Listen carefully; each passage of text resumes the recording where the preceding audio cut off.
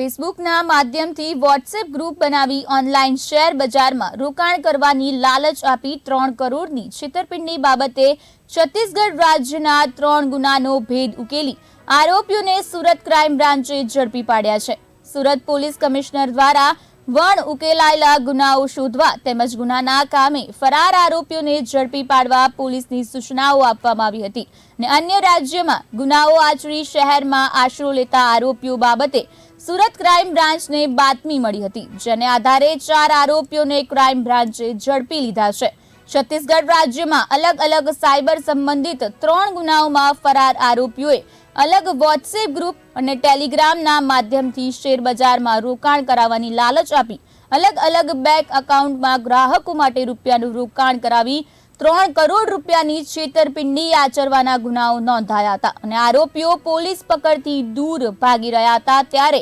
આરોપીઓને ઝડપી પાડવા સુરત ક્રાઇમ બ્રાન્ચને સફળતા મળી છે અને આરોપી મહેન્દર ઉર્ફે મેલો ડોબારિયા અને ઘનશ્યામ લાલા નારોલ, અભિષેક જયંતી અને અજાગ્યા તેમજ શિયાન્યા યાજ્ઞિક મળી 4 આરોપીઓને ક્રાઇમ બ્રાન્ચે ઝડપી પાડ્યા છે અને છત્તીસગઢ પોલીસને સોંપવાની તજવીજ હાથ ધરી છે।